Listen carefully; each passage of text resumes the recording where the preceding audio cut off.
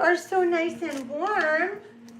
Thank you, thank you, thank you, thank you. Aw, thank you, thank you, thank you, Mama. I love you. Thank you, sweet girl. Thank you. Oh, thank you, thank you, thank you. Oh, thank you, thank you. Oh, goodness. I love you. I do. Hold on, you got boogies. Come. Hey, you got boogies. Come. We got little boogies, Mama. My girl. Hi there, Sugar Nicole Umberger, probably unpopular here, and I'm probably not going to have anybody pop in while I'm live, but I will set this video to public after I'm done with it. So I made a decision this morning that I need to take a step further and continue advocating for my son, Joshua Sieber. My son is 15 years old. There is a video down the list of my videos that tells the story. I will quickly share the story again. So I have a son who was born with cleft lip, cleft palate. That is a cosmetic deficiency that we think was just something hereditary because the only thing I did at that time was drink. I didn't know I was pregnant. I started getting kind of violent one weekend. We were drinking some beer and I got real hateful. And I was like, we need to go to the clinic. I need to have a pregnancy test because that's the only thing I can think, because I never drank while I was pregnant before. So I don't know how it does. And, if I didn't know, I didn't know. But we talked to the surgeon, and he said that it would have had to have been like hard liquor every weekend for the first 3 months. And it wasn't. I would drink like a few beers, and it wasn't every weekend. And it was like the first 2 months of my pregnancy, and I didn't know. So anyway, he was born with that. The first 13 months of his life, he spent having surgeries, recovering. The first year, we had social workers, speech therapists, counselors, all kinds of different specialists. I signed up for it all. I was like, it's free. Come on in, and they saw my house when it was a mess. They saw it when it was clean. They saw it when I had the flu. They saw it, when we were recovering from a surgery and hadn't got no sleep because he'd been up all night hurting and we couldn't get him no relief and we didn't want to over medicate him. And, they came in and they saw it all. And I never once thought that anything bad would ever happen. Well, I'm a firm believer in spirits and energies. And my ex-husband at the time that I was with, we were not married at this time. He had been a former meth head. When I met him, I was with another man. They had moved into a house that me and my other son's father, God rest his soul, that we had together. They moved in while I was locked up doing 30 days on a shoplifting charge. My addiction had me in and out of jail, okay? This is before I had my son. When I met Josh, my son's father, I left that baby daddy. And my son was with his mom because I was addicted to pills. When I got out of jail, I quit using. I was there for 30 days. I was done. And I was on the phone with Thomas and he was like, oh yeah, I'm not doing nothing, da-da-da-da-da. I knew he was lying. He was supposed to pick me up from jail after I did all that time. And he was like an hour late. And I called his mom and she's like, oh, I gave him the bail money. What bail money? I had time served. I had to do the 30 days. I didn't have to pay anything. I was like, come on, dude, really? Like, are you really like not hip to what's going on? Because most of the charges I had, I accumulated while I was with him. He would go steal a check from my mom and they wouldn't file charges on him, the guy who filled it out and cashed it and spent the money. They'd file him on me because he was like, well, I had Nicole go steal it, and I hated that relationship. We were best friends and the drugs just made him a horrible person and they made me a horrible person. And I had to get out of that relationship. So I did. And when I came home from jail that day, he took off and there was all these people in my house that I didn't know. But he had told me while I was in jail, oh, hey, these guys from Tennessee, they're moving in here because the house we lived in wasn't ours. It belonged to his brother-in-law, who was a brick mason that owned a brick laying company. And so he laid brick for him. And he knew I was trying to get on my feet. He knew that Thomas was supposed to be trying to get on his feet. So he was like, hey, I got a 5-bedroom modular home out in Bugsport. Y'all can go stay there. paid a light bill, whatnot. He started going to work. When I went and did my time for that little charge, I had this idea. I'm going to get out. I'm going to be sober. I'm going to get my life together. But he was not on that page. He had women in my house while he was gone, while I was gone.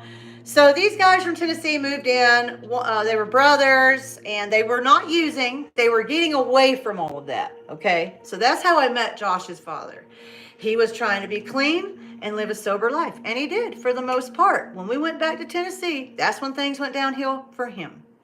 So I found out that there were women in my bedroom, in my closet, in my clothes while I was in jail. And I decided at that time, Thomas and I were done. I was just waiting for him to kind of either leave or for the people in the house to say, hey, he's got to go. I was getting a food stamp card. And while I was in jail, he had been selling my food stamps. So I got the card canceled and I had another one mailed out to me. And I said, look, I don't have a job, but I don't do drugs. You see me. When Thomas comes, I don't go with him because he wants to go get high. I don't want to do no drugs. I would drink a little bit of beer and that would be it on the weekends with Josh. So anyway, I didn't know I was going to tell y'all all this, but it's okay. I want you to understand like the depth of the addiction, you know. And so when I got pregnant, well, I'm speeding up. He ended up getting kicked out of the house, Thomas did, because the foreman of the crew said, dude, you don't go to work. You leave here first thing in the morning. You don't leave your old lady no cigarettes. You leave her no money. She wouldn't have any food if she didn't have her food stamps. He didn't know that I had the food stamp card canceled. He was like, oh, well, I've got a food stamp card. I said, no, you don't. I've got it. It's in my name. You want food stamps? You go get them. Those belong to me. Those are not for you. They're for me. And I said, I have a card and Bill has it. I gave it to the foreman of the crew. I said, you can have it. Here's the card. You know, I didn't want him to think I would sell him because I was really trying to do well. So there was a time when I was tested in that house. Josh and his brother, they got cocaine. It was New Year's Eve. And I did not say nothing. I did not get mad. I did not partake. I don't even think I drank that night. Like, I just did not partake of it. And I didn't get mad at him because I had to realize, like, I got to do this for me. And that's just where I was in my mind. We had gotten Thomas out. And anyway, I ended up moving to Tennessee with Josh. And then I ended up getting pregnant. And when I got pregnant, it just was a surprise. But it really scared Josh because we had to move fast and get a place. And when he was born with cleft lip, cleft palate, we did everything we were supposed to do. Let me just say this. Not one single solitary person in my ex-husband's family picked up the phone and asked us, how is Joshua doing? How did his surgery go? Not one single solitary person, except for Josh's biological mom, which is my son's biological grandmother, and his great-great-grandmother, Audrey Sieber. She was the one who called and checked. She had somebody call. But at 13 months, I'm outside on the phone using my neighbor's phone because I'm trying to call Josh to pick up some things from the store on his way home. And I was calling to order a pizza. I didn't even make it to ordering a pizza because I'm trying to get a hold of Josh. And the neighbors down the street, a guy named Rusty and his mom, they decided to call CPS on me because they see me outside 20 feet from my front door, which is like where our mailboxes are. Joshua's in the crib taking a nap. Am I the only person who has walked out to check the mail while a baby is taking a nap? I'm sure I'm not. I know my son's grandma used to go cut grass while he would be taking a nap. I mean, he was in the crib. He wasn't out of the crib yet. Anyway, they call the police and tell the police that I left my son in the house by himself. So the police come and they're like, well, let's see the baby. I go upstairs, leave the front door open, and I go in the house and I'm changing his diaper. I go get him out the crib, wake him up. I change his diaper, and the cop is standing there looking in the reflection of the window in my door. And I'm like, you don't have to spy. You can come inside and see my apartment. Like, I don't know what the big deal is. You can come inside. And he would not come inside. So I went outside, and then I didn't think it was my neighbor that had called at this point. I didn't know what was going on. And my neighbor's girlfriend says, "Oh, can I hold the baby?" So she did, and they arrested me for child endangerment because I walked outside of my apartment and left him in the crib while he was asleep, taking a nap.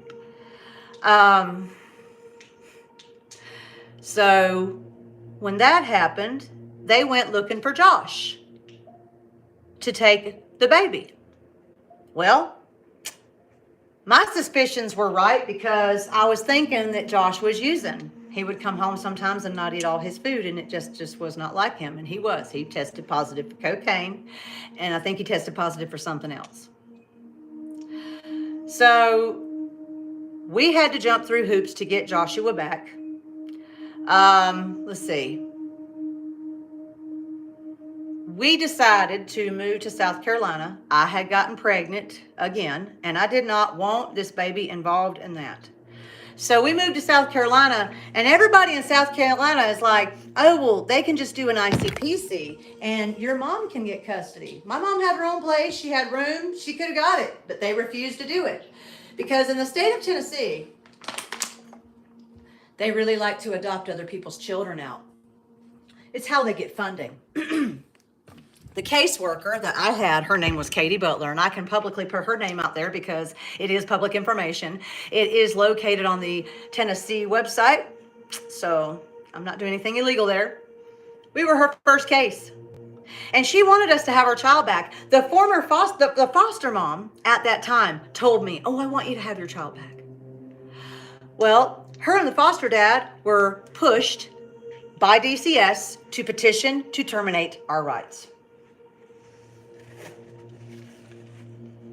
Yes. All they had to do was send the case to South Carolina, but they wouldn't do it. So we drove 8 hours to see my son when we had visits. In the appeal paperwork, DCS was supervising the visits at first, and everything was going great. But when the foster parents took over the visits, that's when things started spiraling downward.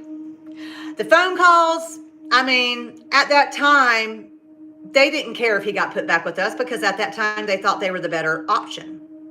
But they had issues of their own. And those issues came out later. Near the end of my son's case, the foster mom found out she was going to have a child. After years of trying with her husband and failing, she got pregnant outside of her marriage. And that was hidden from me, purposely, by her, by DCS. I don't care that it was hidden from me, but while it was being hidden from me, the last 3 months of her pregnancy, or maybe it was the last couple months of her pregnancy, and when the baby was born, we drove out to see Joshua, and we sat at Wendy's. When Katie Butler arrived, we instantly felt a negative vibe we had never felt before from her. It was very strong. She lied to me and said that she had a headache. I knew for a fact she didn't have a headache. I'm an empath. I can feel other people's pain. I can also feel when someone's feeding me a line of BS. So, but I never dreamed in a million years that she would be trying to hinder my visits and terminate my rights. Not after she pretended that she really wanted me to get my son back. So, I just didn't think about that. We did everything we were asked to do. We passed every drug test. We passed the hair follicle. Yeah, we didn't visit as often because we lived so far away, but we also had another child we had to think about that we did not want ending up in Tennessee's custody. Tennessee didn't work with us at all, okay? They didn't. They didn't make anything easy for us. This went on for almost 2 years. When the foster mom found out she was pregnant, this is how it should have went down. If she would have said, "Hey, Katie, I don't want Nicole to see me in my last trimester. I don't want her to know. I'm not ready to deal with that." Katie shouldn't have said, "Oh, well, we can just totally terminate her rights on this. We can come up with a story, and I can pretend like I don't know, and we'll just keep her from seeing him." Because in the state of Tennessee, if you don't see your kid for 4 months, that's grounds for parental right termination. They consider it abandonment. Yeah. So the first time it happened, we knew something wasn't right. Foster mom calls, says, "Oh, he's sick." And I'm like, if he was sick, she would have known this morning he was sick. Must have just come on. Katie was like, I guess so. Someone right. The second time, we knew something wasn't right. The third time it happened, I said, are you going to look into this? I mean, he's been sick 3 times now, going on 3 months. If something's that bad, you should be investigating why she isn't taking him to the doctor. Well, the next time, I knew I was going to get to see him. And the foster mom had lost a significant amount of weight. That's when I knew she had a baby. So after that visit, I didn't let it bother me. I waited until after the visit. And after that visit, I called a family member of my ex-husband's, and she confirmed, yes, she had a baby 6 weeks ago. And so when I found out about that, I was very livid. I was destroyed. I was very hurt, disappointed. All these women are lying to me, smiling in my face and lying to me. Why? What do they get out of this? So anyway, we go to court. I'm not even allowed to bring it up in court. I don't even have time. You know, I reached out to my attorney and told him he never returned any of my phone calls. My attorney back then is now the Anderson County Juvenile Court judge, by the way. Yeah. And I think that he knew as well. I do. I think Brian Hunt knew what they were doing. And I think that he did not care.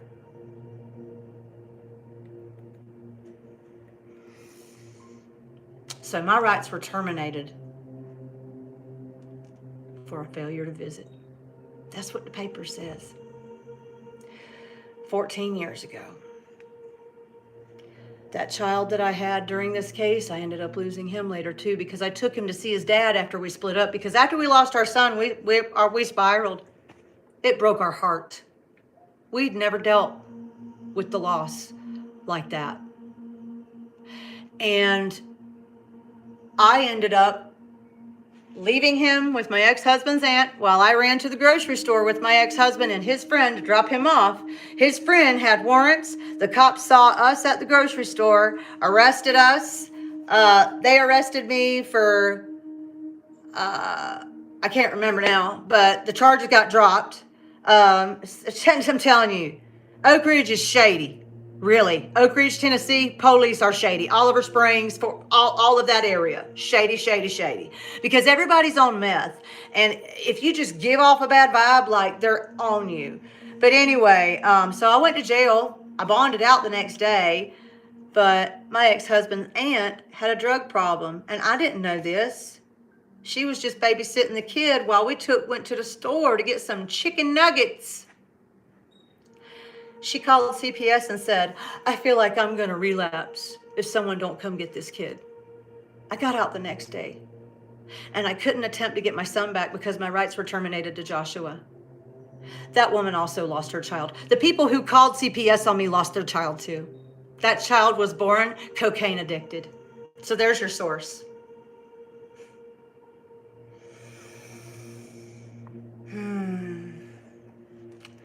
So years go by. I get sober almost 4 years ago. And I'm starting to think about Joshua. And I don't mean just sober. I mean relapse-free, completely sober. I start thinking about my son, Joshua. And I pray, God, if he needs me, help him find me. That weekend, I came home from church. My phone, I left it on charge, left it at home. And there was a message that said, Mom, with a question mark from him. And I called him after I sat and screamed and squalled for about 30 minutes on my kitchen floor. My husband was like, what is wrong? And when I handed him the phone, it took him a few minutes, but he finally gathered it. And he just left me, and then he came back and he held me and he let me have that moment. And anyway, Joshua tells me, Mom, my life has not been good. He was never adopted, which was the whole reason they wanted to terminate my rights, was so he could be adopted. He was never adopted. The man, the old foster dad, he moved back in with his mom and dad, took my son with him. His mom and dad were supposed to adopt my son. The mom died because they are old. and he and his daddy became raging alcoholics after the loss of his mother. So at 12 years old, Joshua is unsupervised, and he decides, because grandpa's passed out drunk in the kitchen floor, and he decides to take the car out for a spin. And he's going 80 miles an hour and crashes into a cop car. He lands himself on house arrest at 12 years old. He comes home from school. Nobody asks about his homework, wants to check it, see it. Nobody sits and talks to him. They're drinking beer, doing whatever. They're masking their trauma and their pain. So Joshua starts asking, why do I not have the same last name as you? I'm sorry, I'm looking for my angel eye. He says, why don't I have the same last name as you? Why am I a Sieber? And that man told him, because your mama was a junkie and couldn't take care of you, which is a complete and utter lie.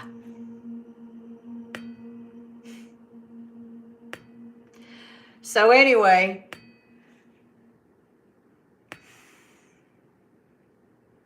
he grows up feeling rejected. They treat him different than they treat his guardian's new wife's kids. He's not allowed to hang out with them or play with them. So Joshua has been neglected, abused, and rejected most of his life by the people that were raising him because they were not the right environment for him. He found me 3 years ago, and we have been working to expose the abuse that he has underwent. However, Jefferson County DCS does not care. We have a letter with proof that he was inappropriately touched by the man that was raising him. This is his words, not mine. We have a video that literally showed the guardian's arm around his neck. That did not matter to DCS. We literally had pictures of Post-it notes that said, do not effing touch on freshly cooked food, because his stepmother said that he didn't deserve a home-cooked meal and that he could eat a sandwich or go without. Oh yes, this is the way that we talk to 14-year-old teenagers, isn't it? Is this the way of it?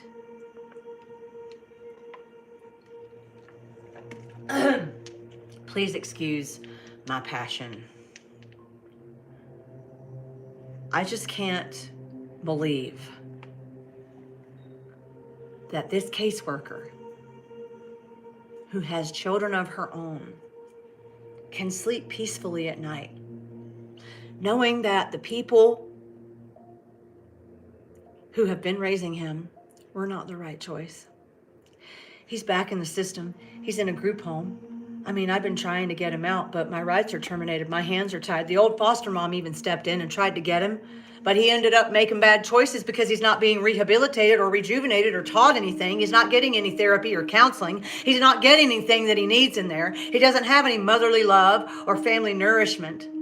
He's not receiving any affection from anyone. He is not receiving not one single solitary thing that is going to help him or influence his life positively. If I had him, I could put him on my Cigna insurance and take him up here to one of the rehabilitation facilities, because we have several here in Salt Lake City that are just 5-star, amazing. But not just that. Me and my husband, we're recovered addicts. We have no desire to go back. Trust me, we went back so many times. We got our belly full. We're good. I know how to stop the cravings. I know how to not want that stuff because I've taught myself a new way of thinking, and I can teach my son this way of thinking if he's willing to learn. So anyway, I put out a video. I start a campaign. I don't really accumulate a whole lot of donations. But the donations that I did accumulate, we were able to buy a pair of shoes for Joshua. I gave the rest to the old foster mom to replace the money that she spent on him, because she was out there picking him up on the weekends, taking him places, doing things with him. They let him go off campus 5 nights a week with her. And, you know, they did things that cost money. So when all this was said and done and he had to go back to the group home because he decided to go to the grocery store and steal cough and cold pills, and he decided to vape because he was still talking to people that he didn't need to be talking to. Here's the thing. When you get a kid out of the group home, you don't let them talk to their old friends. You tell them, no, you will earn the privilege to talk to the people that helped you get in trouble when I know that you don't desire to get in trouble anymore. When he comes here, he isn't going to get a phone handed to him. He'll get to use my iPad, which I have certain things locked on there, because I don't allow those things in my house. I don't allow those things in front of my face for a reason. I don't need it. When he can prove to me that I can trust him on that, he'll get more. But he needs to learn about codependency and dysfunctionality. He needs to understand why he does what he does. And his friends that's telling him, oh, it's because your mom was an addict. No, it is not. He was 13 months old when they took him from me. He was not watching me go through my addiction. He watched the people that raised him go through their addiction and their trauma. That's where he gets it from. I mean, he probably did get some of it from me too. He's just like me. But it ain't all me, and it don't matter, because ultimately Joshua has the power to choose. It's him that makes the choice. But the guidance that he has, no. He's going to be divinely guided as best as he can when he comes here. I don't mind him talking to the people that still want to party and ruin their lives. But he's got to become a different individual before he can talk to them again. He's got to become somebody with boundaries. He's got to become somebody who has self-love and self-respect and self-esteem. Because if he doesn't have confidence, then he is going to allow his weaknesses to get the best of him. Strength is a choice, man. And he doesn't know that he has the ability to choose it. I want him here so we can help him. And I know that we can help him. We have an amazing support system. We have an amazing addiction counseling meeting at my church regularly. I am a sponsor for individuals in addiction and in recovery. So I'm thinking, okay, he messed up. He stole cough and cold pills. He's had a vape. They take him out of the group home and say, oh, well, since you're doing good on your off-campus pass, we're going to put you in a foster home. Well, why wouldn't you put him with the person that he's been staying the night with? Oh, because they can't do foster care. I don't know why. I don't know why they don't qualify as a foster parent when they were a foster parent 14 years ago. Don't make no sense. So they placed him in a place that's got a beautiful lake, beautiful house, and it's a nice looking place, but something's telling me that's a cover up. These people have so many kids in this foster home, they can't keep eyes on them. Teenagers getting caught having sex. Teenagers vaping. We had just quit vaping in April. It almost killed me. I will not allow it into my home. And no, he will not be able to do it if he comes home with me. It's not happening. He's not going to poison himself, and I'm not going to watch him. He can learn to live a different way. I will love him regardless. But he's got to learn. We do not allow that in my house. Anyway, so he goes there and he gets mad because he's got caught. And he's blaming everybody but himself, even blaming me. And I'm like, dude, you made this choice, not me. I've done everything you've asked me to do. His little friend was like, oh no, you're the one signing his death certificate by putting him back in the group home. I'm not putting him nowhere. DCS don't listen to me. They don't talk to me. He's the one that made the choice. If you was really his friend and really cared about him, you wouldn't have been telling him what cough and cold pills to get so he could get high. You wouldn't have been telling him how he could get a vape. You would have came straight to me and told me. But no, you don't care because you think you 18, you know it all. No, you don't know nothing. Just terrible guidance, terrible friends. I said, that's not a friend. A real friend is not going to tell you to do things you shouldn't do that's going to get you locked up again. A real friend would want you to be free and would help you do that. I know for a fact she didn't. The conversation he had with her and her brother, immediately he was acting different. We knew something was off. We're not dumb. So I thought it was over and done with. But then one day, I start thinking back about 14 years ago. I'll never forget it. When I got my papers that the termination was official, I looked up Connie regularly because I had heard she was like the white Harriet Tubman of CPS or something like that. And she was so busy. She had so many cases she wasn't taking anymore. Well, I was thinking about her, like, not long ago. And one day, I look on Messenger, and there is a message from Connie regularly. And it literally says, I saw your video on YouTube. If you type in CPS corruption and you scroll a while, you're going to see my video. Anyway, she said, you know that you have a lawsuit, right? You know this is highly illegal. I said, yes, I do. And she helped me advocate for myself. Now, I don't talk to her anymore. Ooh, I need some more water. I don't talk to her anymore because I'll just put it to you like this. I'm a certain way sometimes, and I make requests. If you have a problem with the request that I make, then we just won't talk because it's not a big deal. She was like messaging me, texting me at early hours on Sundays. And maybe she wasn't thinking about it, but I'm in a different time zone than her. And I sponsor people. I don't turn my ringer off. Sunday mornings are the only mornings I get to sleep in with my husband. So it was waking us both up. And she was texting me questions that she already had the answers to. So I'm like, can you not look through our messages? I done answered this for you several times. And she got kind of mad saying I was hostile. Yes, I was very hostile. It's 6 a.m. on a Sunday morning. I'm tired of you texting me on only Sunday mornings. Come on now. Anyway, maybe I was hostile. I mean, if I offended somebody and they were like, hey, can you not call me at this hour? I would be like, oh my gosh, I'm so sorry. I will take note of it. Not, well, you're hostile. You can just do this by yourself. No, ma'am, that tells me exactly why you are no longer a district attorney, because you are not professional at all. But she did help me with the documents. I would go through and make the edits like she would say. And then she would go through and add stuff.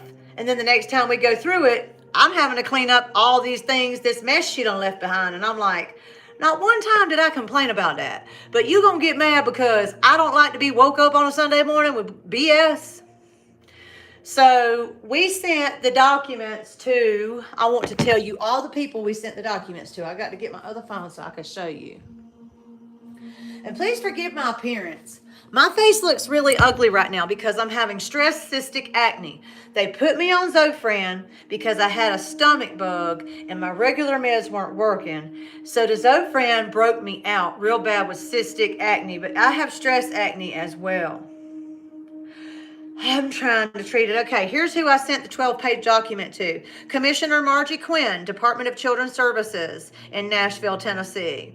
Senator Randy McNally in Oak Ridge, Tennessee. I also sent it to the Honorable John Reagan, State Representative for Anderson County.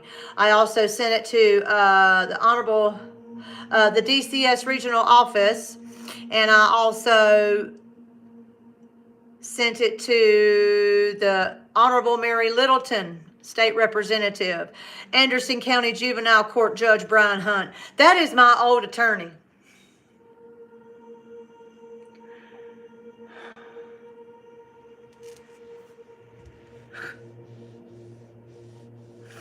I'm sorry.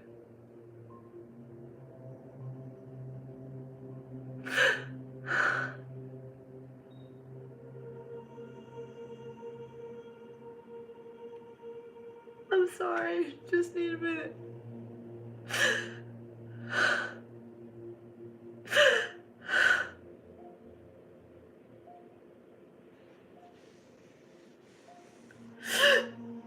I've done everything that's been asked of me.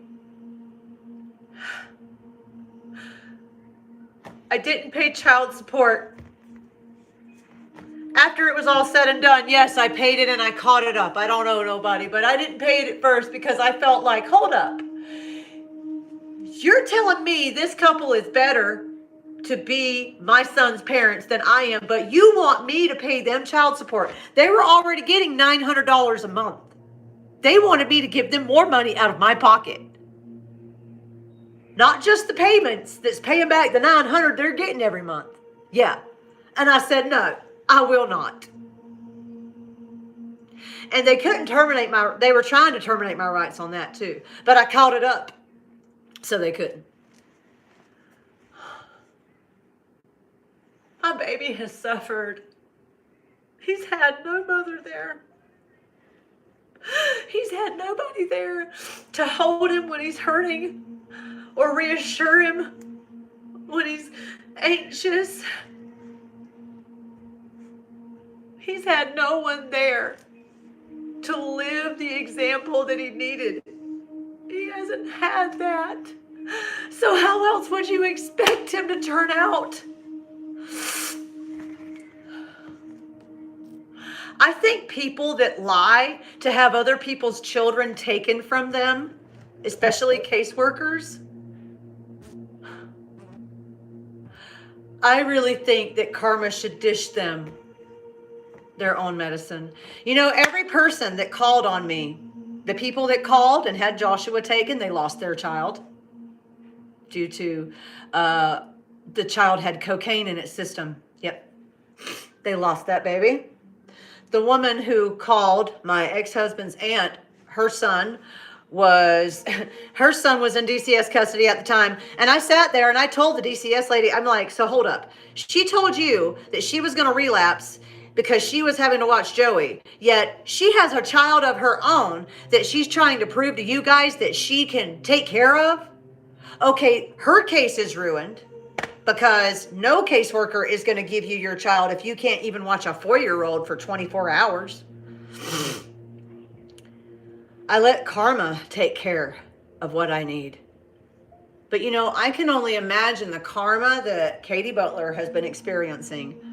I mean, seriously, how do you sleep at night with your children tucked safely in their beds in the next room, knowing that my son is still in the system? He wasn't adopted. You lied to take him away from me. And now he might have to spend Christmas in state's custody too, because this little ICPC that got pushed because the commissioner was in receipt of my letter is going to take a couple of months. I'm not waiting a couple of months. Katie Butler, you need to come forward. Katie Dossett Butler, you need to come forward. You need to admit that you intentionally allowed lies and made up stories to hinder my visits. And you did it with the hopes that you could terminate my rights. I want you to forfeit your badge. And I don't want you to ever have a chance to work with children or families again. Because I can only imagine the families' lives that have been ruined in the past 14 years that you have been a caseworker.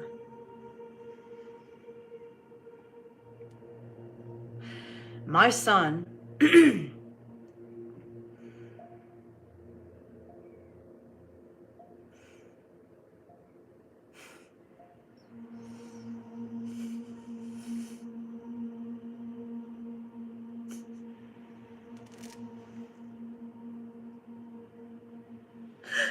when I get a little bit of hope, it's like I lose him all over again. My younger son, he started doing the same things at 12 years old that Joshua started doing. What do you think that means? He was adopted by 2 females. They got married and they were able to adopt. They were foster parents. They adopted 3 girls and my son. My son went from having a mom and a dad, and at 5 years old, he was put with 2 women. I have nothing against same-sex families. What I don't like is thinking that a child is not affected by change. They made all these promises to my son. I'm still in contact with the caseworker too, by the way. She's very supportive of my journey right now. But they won't even answer her call. You know why? Because she's going to ask them, now why aren't you making efforts to get to know his mother after you promised him that as long as she was sober, you would? Or as long as she was sober, she could see him. They changed that after After he told them he wanted to come home, they said, oh, well, if she ever uses again. And yes, I did relapse in 2018 when my father passed away. I also found out my husband had relapsed at the same time. So yes, I went through a tough one. And I finally came out about it, and they couldn't wait to use that to keep me away from him. But when I had a year of sobriety up under me, I reached out, gave him my number, my address, asked if I could send gifts for her birthday and Christmas, and that was fine, but I couldn't get a picture of him even opening or wearing the shirt that I bought him, nothing. They call my mom when he acts up, and that's it. She don't get to have no relationship with him. They lied to her. And my mom is finally on my side about that. They lied to her. I said, so hold up. We were told that we couldn't have any inconsistencies with him, but here they are inconsistently calling you when it benefits them because he won't listen. And that he has to talk to her on speakerphone. He can't have any privacy because he wants to come home. He doesn't want to be there. He doesn't understand why he can't go be with his mom. And every psychologist, according to these two ladies, they told my mom, every psychiatrist says, no, he doesn't need a relationship with the birth mom, but he can have a relationship with the grandmother. I said, because they are telling a one-sided story. What psychiatrist would say, okay, you adopted this kid, he's having some issues, he wants to see his family, which you promised him he could see. Why aren't you allowing him to see them? They probably said, oh, well, we don't know if the mother's sober, which is a lie. I've gave them my number. I've gave them my address. I called them when I had a year relapse free. They didn't make any effort to get to know me because I am a threat to their fantasy. I threaten whatever they think it is they have. They think that piece of paper changes his memories, changes everything. So that child was affected by this. I couldn't even attempt to get him back because the rights were terminated illegally. So that's why this story needs to get out there. This didn't just affect one child. It's affected 2 entire families, and it's affected many children. I have 4 total. My 2 older boys, I just went and saw them earlier this year. I flew out there in February and saw them. And, it's hard. To know that a caseworker lied on their first case. And here they are still working for DCS. I wonder how many cases she has lied in. Because one lie makes me question all truths. So please excuse my emotions and all that. But I just wanted to come on here and share this. I want this to make the news. I want people to know that Tennessee needs to right this wrong. Seriously. My child has suffered. He has PTSD. He's been neglected. He's been rejected. He's been abused. He's been in an unstable environment with unstable people. Someone got in touch with me that knew the people that were raising my son. Like someone that they know. They found me and told me they were concerned. So this isn't something that's being blown up out of proportion. This kid was mistreated. These people had no business trying to raise him. All they did was negatively influence his life. And they kept a vicious cycle of addiction going with their alcoholism that they openly did in front of him. Just because it's legal doesn't mean it's right. Alcohol kills at least 30 people every 24 hours. And that's just in the USA. I really hope that this caseworker will come forward and do what's right. I pray in the name of Jesus that God will bestow upon her liberating conviction. I don't hate her. I want to, but I can't. It'll do me no good, but I feel sorry for her. I feel sorry for the karma that she has brought upon herself and her posterity. People don't realize the choices you make affect your children. That's why it's so important to be honest all the time. When you cast a deceptive frequency out into the atmosphere, out into the ethers, it comes back to you. And if you're not around to catch it, guess who it goes to? Your children. I really hope that the Lord will bring this to pass. I don't want him to spend a Christmas in there. I want him home. I want him home.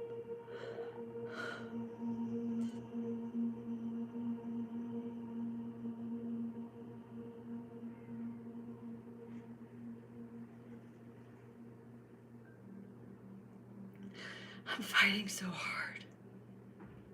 I'm not going to give up. I'm not going to stop.